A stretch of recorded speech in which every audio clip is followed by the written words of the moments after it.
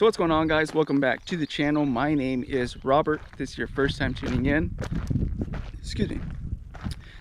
So today we're going to cover 3 side hustles that you can do that take up less than 20 hours a week, that you can easily do without quitting your job. You can do after work, before work, whatever you want, whatever you choose to do, or even on the weekends. But we're going to try to stay under the 20 hours per week. That's something that's realistic, something attainable for most people, especially given most people have jobs. You can't dedicate, another 40 hours to your side hustle. So we're gonna go ahead and get into it. Again, my name is Robert. If this is your first time tuning in, don't forget to like, share, and subscribe to the channel. It goes a long way, and I do appreciate it. So the first one is gonna be social media marketing.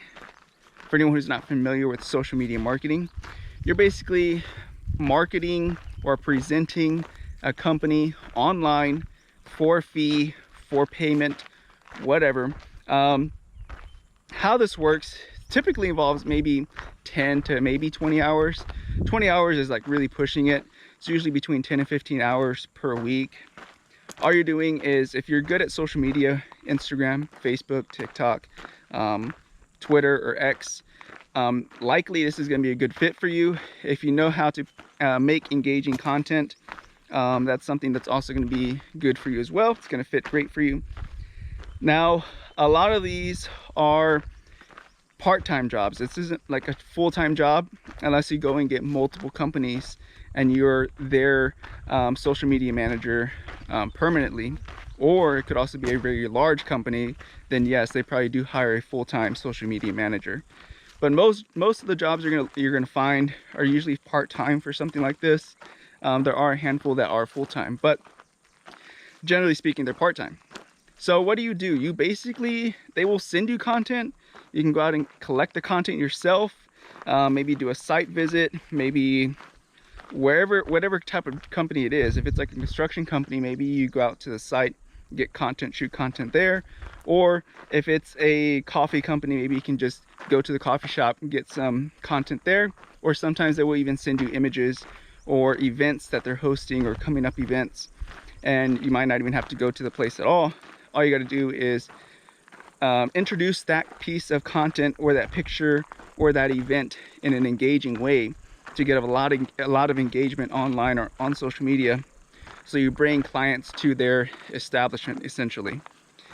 That's what you're basically going to be doing. So if you are good at that stuff, you know how to write titles, you know how to present information, and you know how to present pictures to where it's appealing to a lot of people, to where they want to visit, to where they want to go, where they want to join, whatever the company is, this might be a good fit for you.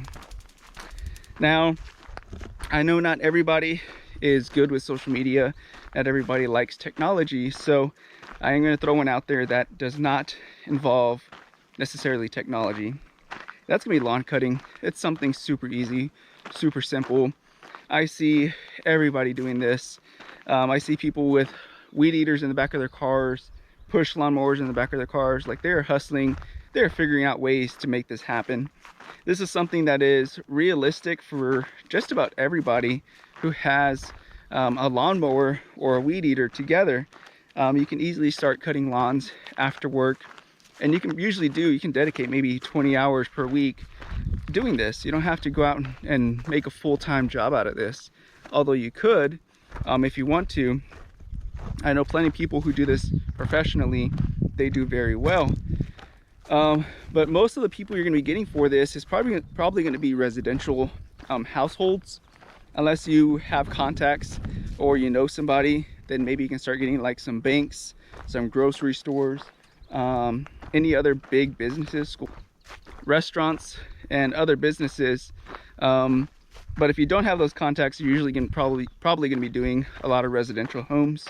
But again, they pay pretty well. You're only going to be dedicating 20 hours per week for this. It's a good extra income for somebody who could really use it, especially if you have the physical ability to do it, you have the time, and you already have a lawnmower and a weed eater. It's a great fit. It's right up your alley. It doesn't take a huge investment, and it doesn't take up a whole lot of time.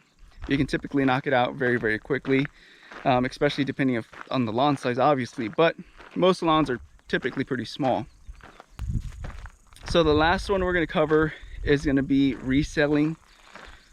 So this is something that I used to do as well, and there's many different ways to get into reselling. Some of the ways you can get in there is there's a lot of thrift stores that sell stuff from return pallets from like Amazon, Walmart, Lowe's, Home Depot. A lot of these big box stores, they get a lot of returns.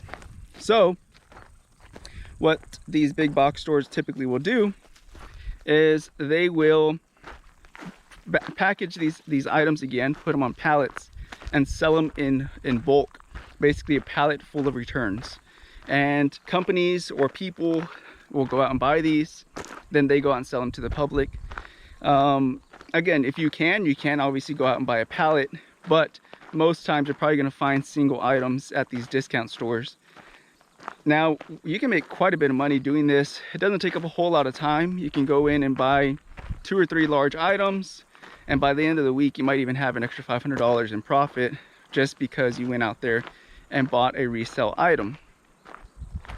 Now, how you list them, you can list them on OfferUp, Marketplace, Poshmark. There's a bunch of different places you can list it.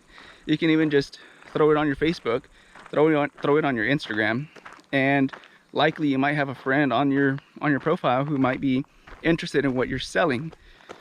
How much can you actually expect to make out of these? It depends. I've picked up a lot of good stuff from these resale places. For me, I like deer feeders. I think I picked up a deer feeder for like 50 bucks. They go for about $250 online. So I didn't sell it, but if I wanted to sell it, obviously I could get, you know, at least a $200 profit on that thing. If not $150, $175 profit, $200 profit on that. In that same trip, I did pick up a trampoline. I had no use for a trampoline, but it was in really good shape and it was really cheap. So I ended up picking it up. I think I paid like 40 bucks, 50 bucks for it.